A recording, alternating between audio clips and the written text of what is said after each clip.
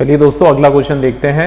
Next वाला जो आपका क्वेश्चन है 157 का जो हमारा क्वेश्चन है, देखो, there could be no better way to advance the nation's glory on the 75th anniversary of our independence. ठीक, ये हमने पढ़ा। मीनिंग क्या है इसका बताओ। देखो, there could be no better way, यहां कोई भी क्या नहीं हो सकती है। एक बिटर का मतलब होता है बहुत ही कड़वी, बहुत बुरा जो तरीका है किस चीज के लिए, to advance the nation's glory, की जो नेशन देश की जो ग्लोरी है, ग्लोरी का मतलब क्या होता है, ग्लोरी का मतलब होता है देश की शान, देश की ख्याति। तो अब मुझे एक चीज बताओ दोस्तों, ये जो शान वर्ड है या फिर ख्याति है, और कब की बात हो रही है, 75th anniversary of our independence, हमारी जो आज़ादी है उसकी 75वीं जो वर्षगांठ जो है उसके ऊपर। तो ये तो हमारे लिए सभी देशवासियों के लिए ये कैसी न्यूज़ है, बहुत अच्छी न्यूज़ है, बहुत बढ़िया खबर है भाई, अच्छी खबर है, शान की, गर्व करने योग्य हमारे लिए खबर है। तो फिर ये जो वर्ड है बिटर, जरूर ये इसकी प्लेसमेंट कुछ रॉन्ग है, क्योंकि आप देखो बिटर जो है इसका मतलब क्या होता है, बिटर का मतलब होता है कड़वा, एकदम बिटर वे मतलब बहुत ही गलत रास्ता, एक कड़वा रास्ता है ना। तो ये तो नेगेटिव वर्ड है, यहां पर नेगेटिव सेंस होगा या फिर पॉजिटिव सेंस होगा, है ना, पॉजिटिव सेंस होना है, इसका मतलब ये वर्ड ही आपका गलत है। और इसके बदले इसी के सिमिलर साउंड वाला जो वर्ड है, बस थोड़ा सा अंतर है स्पेलिंग का, BETTER, बेटर, और ये बेटर आपका जो है ये हो जाएगा पॉजिटिव सेंस का एडजेक्टिव, और इसका मतलब होता है बेहतर।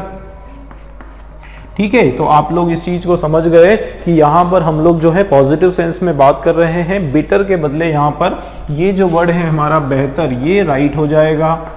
ठीक है ना दोस्तों, बेटर यहां पर राइट वर्ड हो जाएगा। Sorry, excuse me. तो देखो, पढ़ने से ही समझ में आ रहा है कि इसके अंदर आपका एरर है। चलिए अब शुरू से देखते हैं। तो देखो, there could be no dash way, तो there could be no better way, कोई भी इससे अच्छा और बेहतर रास्ता नहीं हो सकता। किसके लिए, टू के बाद वर्ब का first form, to advance the nation's glory, बिल्कुल सही है कि उसको एडवांस करें मतलब आगे बढ़े, है ना, अप्रिशिएट करें। द क्या, नेशंस ग्लोरी, देखो किसकी ग्लोरी, ये आपका नाउन है और ये भी आपका नाउन है, लेकिन यहाँ पर एडजेक्टिव का काम कर रहा है कि किसकी ग्लोरी की यहाँ पर बात की जा रही है, नेशंस की, हमारे देश की जो ग्लोरी है, शान है, हमारे देश की जो ख्याति है, उसकी यहाँ पर बात की जा रही है on the 75th anniversary of our independence. ठीक है दोस्तों, क्लियर हुआ, आंसर आपके सामने है, बी वाला जो है ये हमारा करेक्ट ऑप्शन हो जाएगा और रॉन्ग आंसर, ठीक, रॉन्ग वर्ड हमारा बी में है। चलिए क्लियर हुआ, नेक्स्ट क्वेश्चन देख लेते हैं। चलिए दोस्तों अगला क्वेश्चन देख लेते हैं। नेक्स्ट वाला जो क्वेश्चन आपके सामने आप देखें 158 का क्वेश्चन, और चार आपके जो वर्ड्स हैं दोस्तों, ये चारों ही वर्ड हमारे प्रीपोजिशंस है। ठीक है, चारों ही वर्ड हमारे प्रीपोजिशंस है, और जब हम प्रीपोजिशंस के क्वेश्चंस करते हैं दोस्तों, तो इन वर्ड्स के आगे और पीछे वाले वर्ड जो है बहुत ज्यादा इंपॉर्टेंस रखते हैं। उसी से हमको जो है एक हिंट पता चलती है कि ये जो पर्टिकुलर प्रीपोजिशन है ये बिल्कुल सही है या फिर नहीं है।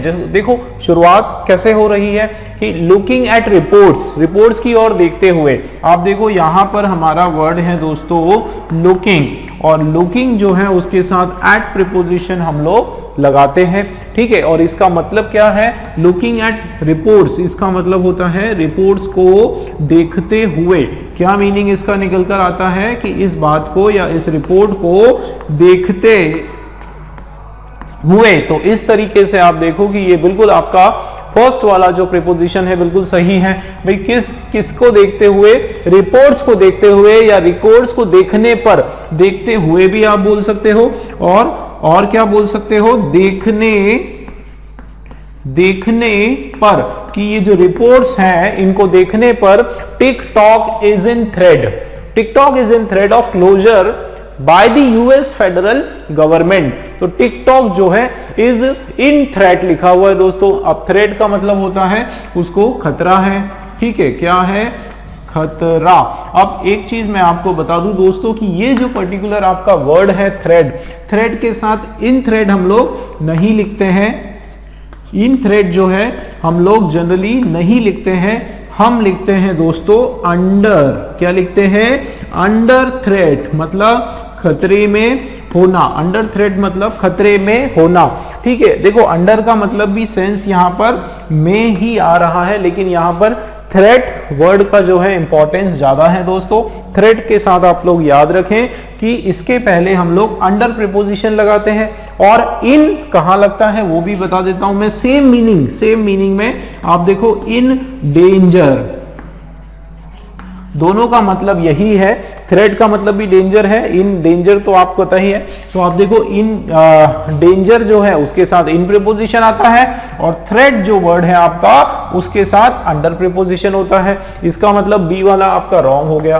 ठीक है ना, क्या होगा हमारा राइट? कि लुकिंग एट रिपोर्ट्स को देखते हुए TikTok is under threat, under danger है, खतरे में है। किसका? ऑफ क्लोजर, किस चीज का डर है उसको? टिकटॉक पर किस चीज का जो खतरा है वो मंडरा रहा है? ऑफ क्लोजर, क्लोजर का, बंद होने का जो खतरा है उसके ऊपर बिल्कुल मंडरा रहा है। इसका मतलब ऑफ क्लोजर, ऑफ आपका जो प्रीपोजिशन है ये बिल्कुल सही है, ऑफ क्लोजर। अब किसके द्वारा? Bye the US federal government की, किसके द्वारा ये क्लोजर होने वाला है? किसके द्वारा टिकटॉक पर बैन लगाया जाने वाला है? इस तरीके से मतलब ये जो पूरा सेंटेंस आपका पैसिव वॉइस में है, ठीक है ना, तो सेंटेंस आपका किसमें है? पैसिव वॉइस में है, और बाय के द्वारा। बाय का मतलब क्या है? के द्वारा।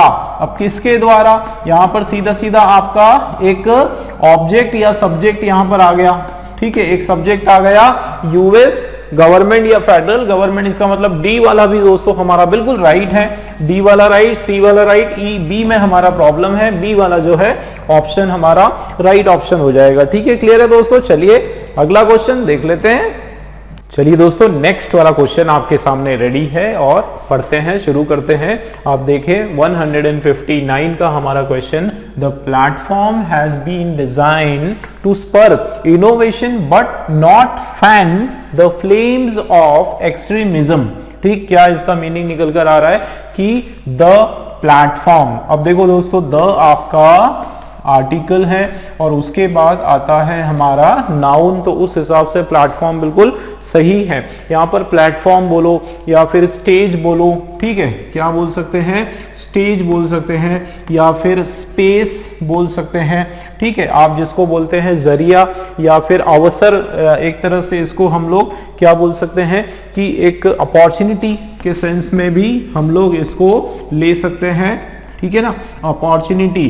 तो आप देखें क्या बोला जा रहा है कि ये जो माध्यम, सॉरी अपॉर्चुनिटी भी हो सकता है, और माध्यम जो सबसे क्लोजेस्ट इसका जो मतलब है वो माध्यम, मीडियम जिसकी हम बात कर रहे हैं। तो आप देखो कि the platform has been design to spur innovation, कि ये जो माध्यम है, ये जो प्लेटफॉर्म है, या कोई फिजिकल प्लेटफॉर्म हो सकता है, जैसे कोई सोशल मीडिया साइट हो सकता है, फेसबुक हो सकता है ना। तो ये डिजाइन किया गया, इसको बनाया गया, कोई एप्लीकेशन हो सकती है टू स्पर इनोवेशन।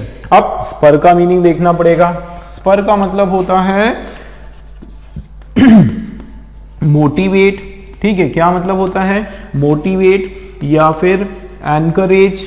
ठीक है, एनकरेज, मोटिवेट करना, टू एनकरेज, या उस चीज को क्या देना, उसको एकदम स्पीड अप करना। क्या करना? स्पीड अप करना, उस चीज को बढ़ावा देना, ये इसका सेंस आ रहा है, उसको आगे बढ़ाना, इस तरीके से हम बता सकते हैं, है ना। तो आप देखो कि ये जो प्लेटफॉर्म है इसको डिजाइन किया गया ताकि हम उसको क्या कर सकें? मोटिवेट कर सकें, आगे बढ़ा सकें।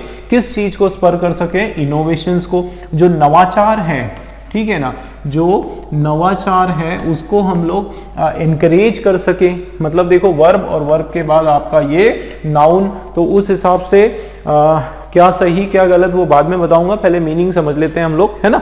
तो ये प्लेटफॉर्म जो है वो डिजाइन किया गया ताकि वो बढ़ावा दे सके किसको? इनोवेशन को। लेकिन अब देखो बट का क्या होता है दोस्तों कि दोनों तरफ अपोजिट सेंस आता है। अगर सेंटेंस आपका इधर पॉजिटिव है तो यहां जस्ट उसका अपोजिट नेगेटिव हो जाएगा, है ना। अगर नेगेटिव है इस तरफ इस तरफ आपका सेंटेंस नेगेटिव है तो यहाँ पर पॉजिटिव हो जाएगा।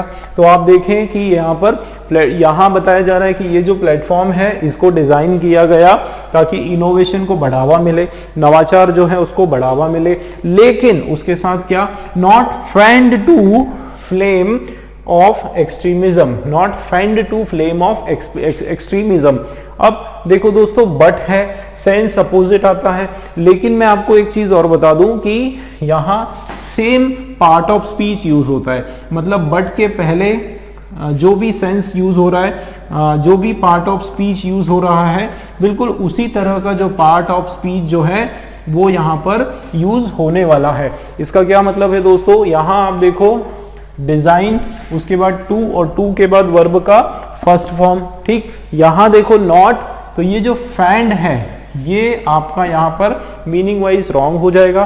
क्या गलती है वो मैं आपको आगे बताऊंगा, लेकिन समझो थोड़ा सा मीनिंग कि but not dash the flames of extremism, कि ये जो एक्सट्रीमिज्म जो है, एक्सट्रीमिज्म का मतलब होता है कि जो बिल्कुल कट्टरता, जिसको बोला जाता है कट्टरता, जिसको बोलते हैं जो अपने एक पर्टिकुलर सोच के कारण, एक विचार या एक धर्म, उसकी सोच इतनी ज्यादा अपने ऊपर हावी हो जाती है कि दूसरों की जो सोच है उसको नीचे दबाना शुरू कर देते हैं, उसको एक्सट्रीमिज्म कहा जाता है, ठीक है। तो यहाँ पर उसकी बात हो रही है कि उसकी जो फ्लेम्स है, उसकी जो चिंगारी है, उसकी जो ज्वाला है एक्सट्रीमिज्म की, not to spur, sorry not to fan, fan का मतलब यहाँ पर हवा देना है ना, फैन का मतलब एक तो वो पंखा होता है, लेकिन यहाँ उसके फंक्शन से मतलब है कि पंखे का फंक्शन क्या होता है, पंखे का काम क्या होता है, हवा देना। तो यहाँ पे किसको हवा नहीं देने की बात की जा रही है, एक्सट्रीमिज्म को, जो कट्टरवाद है उसको ज्यादा बढ़ाने की बात नहीं की जा रही है, उसको हवा देने की बात नहीं की जा रही है, ठीक है। उस तरह का हमारा सेंस आ रहा है, ठीक है ना। अब देखते हैं एक एक करके वापस से थोड़ा सा। तो जैसे मैंने आपको बताया, द आपका आर्टिकल, उसके बाद नाउन, ये ठीक है बिल्कुल ग्रामर के हिसाब से, और प्लेटफॉर्म बिल्कुल यहाँ पर सही जा रहा है, एक माध्यम की यहाँ पर बात की जा रही है, मीडियम की बात की जा रही है, इस हिसाब से ए वाला हमारा मीनिंग वाइज, ग्रामर वाइज और स्पेलिंग भी इसकी बराबर है, ठीक। ए में कोई इश्यू नहीं दोस्तों, ए हमारा करेक्ट है। आगे देखते हैं, हैज बीन, और हैज बीन के बाद वर्ब का थर्ड फॉर्म, टू के बाद वर्ब का फर्स्ट फॉर्म। तो देखो ग्रामर के हिसाब से ठीक है। स्पर का मतलब मैंने बताया, मोटिवेट, इनोवेट, एनकरेज करना, उसको बढ़ाना, किसको बढ़ाना, इनोवेशन को, इसका मतलब आपका ये भी ठीक है। और ये आपका वर्ब का फर्स्ट फॉर्म है, स्पेलिंग भी बराबर, बी में कोई एरर नहीं दोस्तों, बी आपका बराबर। टू स्पर इनोवेशन, लेकिन नॉट फैंड, फैंड में आपको मैं चीज बताऊं, सबसे पहले तो नॉट टू फैन यहां पर आने वाला है। क्यों? क्योंकि देखो आपका कंजंक्शन है, ये आपका कंजंक्शन है, चाहे एंड हो गया या फिर बट हो गया या फिर और, ये जो कंजंक्शन है, ठीक है, ध्यान दो इसमें एंड में तो दोनों में same plus plus positive positive sentence होते हैं, ठीक है, और बट में जो है एक पॉजिटिव दूसरा नेगेटिव होता है, और में जो है दोनों पॉजिटिव पॉजिटिव या नेगेटिव नेगेटिव, इधर भी नेगेटिव नेगेटिव, इस तरह से होता है। लेकिन एक चीज ध्यान देना कि आपका जो पार्ट ऑफ स्पीच है वो सेम होता है। मतलब अगर इधर यहाँ पर आपका कंटिन्यूस टेंस में चल रहा है सेंटेंस, तो यहाँ भी कंटिन्यूस में चलेगा, ठीक है ना। यहाँ अगर पास्ट में चल रहा है तो यहाँ पर भी पास्ट में चलेगा, तो उस हिसाब से यहाँ पर सेम सेंस होने वाला है। तो यहाँ अब देखो डिजाइन के बाद टू के बाद वर्ब का फर्स्ट फॉर्म, तो यहाँ पे फैन नहीं होगा, टू फैन होगा, फन नहीं, सॉरी, ये हमारा यहाँ पर फैन है, FAN, ठीक है, टू फैन, ठीक, ये हमारा सही वर्ड हो जाएगा। आप देखो कि platform has been design to spur innovation, कि प्लेटफॉर्म इसलिए डिजाइन किया कि उससे इनोवेशन स्पर हो, लेकिन क्या नहीं करने के लिए डिजाइन किया गया, नॉट टू फैन, हवा नहीं देने के लिए, किसको, द फ्लेम्स, चिंगारी को, किसकी चिंगारी को, एक्सट्रीमिज्म की। क्लियर हुआ? तो to fan the flames of extremism. तो यहां पर देखो फ्लेम जो वर्ड है वो हमेशा आपका प्लूरल के फॉर्म में आता है, कि यहाँ पे चिंगारी की बात हो रही है, प्लूरल नाउन आपका बिल्कुल सही हो गया, इसमें कोई प्रॉब्लम नहीं। और फ्लेम जो है यहाँ पर सही जा रहा है मीनिंग वाइज, इसका मतलब डी के अंदर भी कोई एरर आपका नहीं है। और राइट हमारा जो आंसर है दोस्तों, सी वाला बिल्कुल राइट आंसर है। और इस पर्टिकुलर क्वेश्चन में आपका ग्रामर का एरर है, ठीक। फैंड आपका रॉन्ग हो जाएगा, टू फैन जो है वो आपका बिल्कुल सही हो जाएगा, ठीक है दोस्तों, क्लियर है। आई होप आप लोगों को जो है मेरी एक्सप्लेनेशन समझ में आ रही होगी। चलिए इसी तरीके से अगला क्वेश्चन देख लेते हैं। स्वागत दोस्तों एक बार फिर से आप सभी का, और नेक्स्ट वाला क्वेश्चन आपके सामने है दोस्तों। अगला क्वेश्चन हमारा क्वेश्चन नंबर 160। आप देखें कि यहां पर हमने पैटर्न चेंज कर दिया है क्वेश्चंस का। एरर के क्वेश्चंस हमने देख लिए, एरर के क्वेश्चंस हम लोग अब देखने वाले हैं। इसके पहले हम लोग जो है वर्ड्स के एरर पर्टिकुलरली हम लोग कर रहे थे। वापस चलिए एरर के कुछ क्वेश्चंस हैं हम लोग देख लेते हैं, फिर एक नया पैटर्न हम लेके आएंगे। ये क्वेश्चन नंबर 160 क्या लिखा है पढ़ते हैं दोस्तों। If I would realized that signing this deal would result tension, I would have never sign the deal. ठीक है, क्या इसका मीनिंग निकल कर आ रहा है कि यदि मैं इस चीज का मुझे एहसास हो जाता, मैं इस चीज को रियलाइज कर लेता कि इस डील को साइन करने से क्या होने वाला है, टेंशन बढ़ने वाला है, मुसीबत बढ़ने वाली है, I would have never sign, कि मैं कभी भी क्या नहीं करता, इस डील को साइन नहीं करता। ये इसका मीनिंग हो गया। अब देखो दोस्तों, इस क्वेश्चन का सबसे बड़ा हिंट आपका जो है वो ये इफ वर्ड है दोस्तों। इफ के रूल मैंने आप लोगों को पहले भी सिखाए हैं, वापस मैं आपको रिपीट करता हूं, आप ध्यान रखो। इफ जो है इसके बाद देखो इस तरह से सेंटेंस के पैटर्न बनते हैं। सबसे पहले एक सेंटेंस चलता है, ठीक है ना, उसके बाद कॉमा, और उसके बाद जो है आपका दूसरा सेंटेंस चलता है, ठीक। अब मैं आपको एक चीज बताऊं कि इफ के जस्ट बाद वाला जो सेंटेंस है दोस्तों, याद रखना, इफ के जस्ट बाद वाला जो सेंटेंस है उसको हम बोलते हैं कंडीशनल सेंटेंस, ठीक है। क्या बोलते हैं, कंडीशनल सेंटेंस। इसको हम और अलग अलग तरीके से बोल सकते हैं। इसको आप एक तरह से सब ऑर्डिनेट क्लॉज आप इसको बोल सकते हो। क्या बोल सकते हो, सबऑर्डिनेट क्लॉज बोल सकते हो दोस्तों, या आप इसको सपोर्टिंग सेंटेंस बोल सकते हो। क्या बोल सकते हो, सपोर्टिव सेंटेंस है ये आपका, ठीक है ना, सपोर्टिव सेंटेंस इसको हम बोल सकते हैं, ठीक है। मतलब एक एडिशनल सेंटेंस है, मेन मुख्य सेंटेंस हमारा ये नहीं है। इसके जस्ट बाद में जो सेंटेंस आता है उसको कहा जाता है प्रिंसिपल क्लॉज, ठीक है ना, उसको क्या कहा जाता है, प्रिंसिपल क्लॉज, या फिर मेन सेंटेंस। हमारा मेन जो मुख्य सेंटेंस है वो इसको कहा जाता है। और ये जो सेंटेंस है कंडीशनल, इसका मतलब ये निर्भर करता है किसके ऊपर, इस मेन सेंटेंस के ऊपर, ठीक है, इसके ऊपर डिपेंड करता है। अब दोस्तों इस तरह के जो सेंटेंस है आपके कंडीशनल जो सेंटेंस है, इनके कुछ रूल्स हैं दोस्तों, और ये रूल्स मैं आप लोगों को बता देता हूं कि प्रिंसिपल, देखो शुरुआत यहां से करो। ये वाला सेंटेंस हमारा, ये वाला सेंटेंस जिस तरह से है उस पर फिर ये सेंटेंस हमारा बनता है। देखो फर्स्ट कंडीशन जो है ये याद रखो कि यदि हमारा प्रिंसिपल जो सेंटेंस है, जो हमारा प्रिंसिपल क्लॉज है, अगर वो हमारा फ्यूचर परफेक्ट में है, ध्यान देना किस में है, फ्यूचर, अगर ये फ्यूचर परफेक्ट में है तो ये वाला सेंटेंस आपका हो जाएगा दोस्तों पास्ट परफेक्ट में। किस में हो जाएगा, पास्ट परफेक्ट में। देखो फ्यूचर परफेक्ट का क्या मतलब है कि यहां पर वुड, ठीक है, या फिर शुड, या फिर कुड, इन तीनों में से ही कोई वर्ड आएगा, वुड, शुड, कुड, और उसके बाद आता है हैव, ठीक है, उसके बाद आता है हैव, और उसके बाद वर्ब का थर्ड फॉर्म। कब इस तरह का अगर आपका स्ट्रक्चर बनता है तो यहां पर आपका क्या होने वाला है, हैड, और उसके बाद वर्ब का थर्ड फॉर्म। बिल्कुल, बस बात खत्म। इतना आपको याद रखना है कि ये आपका फ्यूचर परफेक्ट में अगर है प्रिंसिपल क्लॉज, तो आपका कंडीशनल सेंटेंस जो है वो पास्ट परफेक्ट में होने वाला है। ये आपकी बहुत इंपॉर्टेंट कंडीशन है। अब यहां पर आप ढूंढो, देखो यहां तक हमारा कॉमा चल रहा है। If I would realize that signing this deal would result tension, ये आपका क्या है, यहां तक एक सेंटेंस है, कंडीशनल सेंटेंस है। यहां देखो आई would have never signed the deal, देखो वुड आया, उसके बाद हैव आया देखो यहां पर वुड आया, हैव आया, और उसके बाद नेवर साइंड, वर्ब का थर्ड फॉर्म आया। दोस्तों ये स्ट्रक्चर आता है, इसका मतलब हमको देखना है ये वाला, इसको हमको कन्वर्ट करना है पास्ट परफेक्ट में।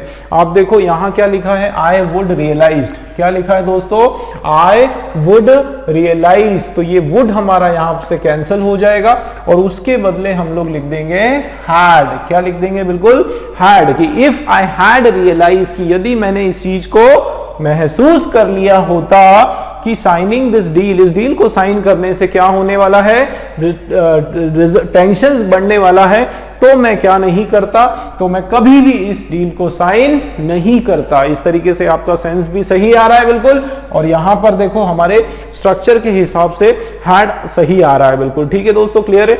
एक बहुत इंपॉर्टेंट चीज और बता दूं दोस्तों, कभी भी कंडीशनल सेंटेंस जो है वो कभी भी फ्यूचर टेंस में नहीं आता है, याद रखो। कंडीशनल सेंटेंस नेवर, कभी भी never comes in future tense. इसका क्या मतलब है, सरल शब्दों में मैं आपको बताऊं तो कंडीशनल के साथ कभी भी हम लोग वुड या विल नहीं लगाते हैं, बस बात खत्म। कंडीशनल सेंटेंस के साथ ना तो वुड लगता है और कंडीशनल सेंटेंस के साथ ना ही विल लगता है। ये दोनों चीजें कभी भी कंडीशनल सेंटेंस, ये जो इफ के जस्ट बाद में जो सेंटेंस आता है उसके साथ हम लोग नहीं लगाने वाले हैं। ठीक है दोस्तों, ये आपको याद रखना है। ठीक, ये तो हमारा आंसर आ गया। एरर हमारा जो है ए वाले पार्ट में है। ठीक, ए वाला जो है हमारा राइट ऑप्शन है। बाकी तो मुझे कोई एरर दिखाई नहीं दे रहा। If I had realize that signing this deal, बिल्कुल बराबर है। वुड, उसके बाद वर्ब का फर्स्ट फॉर्म, यहां वुड लगा सकते हैं, है ना, वुड रिजल्ट टेंशन। ठीक है, तो उस मैं क्या कर पाता, आई वुड हैव नेवर, मैं कभी नहीं साइन करता। वुड हैव के बाद वर्ब का थर्ड फॉर्म, डील को साइन नहीं करता। ठीक है, इस तरीके से हमारा आंसर आ गया। ए वाला हमारा बिल्कुल राइट है। ठीक, लेकिन मैं आपको थोड़ा सा ये जो हमने कंडीशनल सेंटेंस पढ़ा है तो इसमें हमको जो है दोस्तों दो चीजें याद रखना है। थोड़ा एक्स्ट्रा मैं आप लोगों को बता रहा हूं कि एक तो ये, इसके ऊपर भी क्वेश्चंस आते हैं कई बार कंडीशनल सेंटेंस में, वो आपको विल लिख देते हैं और वो विल को आपको हटाना है। ठीक है, विल आपका कभी नहीं होता है। वुड भी जो है वो भी आपका इफ के बाद में, इफ जो है उसके जस्ट बाद में, ये दोनों कभी भी नहीं आते हैं। ये आपको याद रखना है। ठीक है, एक तो ये कंडीशन मैंने बताई, दूसरा मैंने बताया कि कंडीशनल सेंटेंस जो है वो डिपेंड करता है कि हमारा प्रिंसिपल क्लॉज कैसा है, जिसमें एक कंडीशन मैंने आप लोगों को बताई कि अगर आपका प्रिंसिपल क्लॉज फ्यूचर परफेक्ट में है, जो यहां पर है वुड है और वर्ब का थर्ड फॉर्म, तो ये पास्ट परफेक्ट होगा। ये तो क्लियर हुआ। अब एक और कंडीशन है जिसमें क्या होता है दोस्तों, मैं आपको बता देता हूं कि यदि ये आपका, ध्यान देना, अगर ये आपका सिंपल फ्यूचर में है, सिंपल फ्यूचर में है, तो फिर ये आपका सिंपल प्रेजेंट हो जाएगा। बस इतना आपको याद रखना है। क्या हो जाएगा, सिंपल प्रेजेंट में हो जाएगा। मतलब अगर वहां पर विल लगा, ठीक है, तो यहां पर आई रियलाइज हो जाता।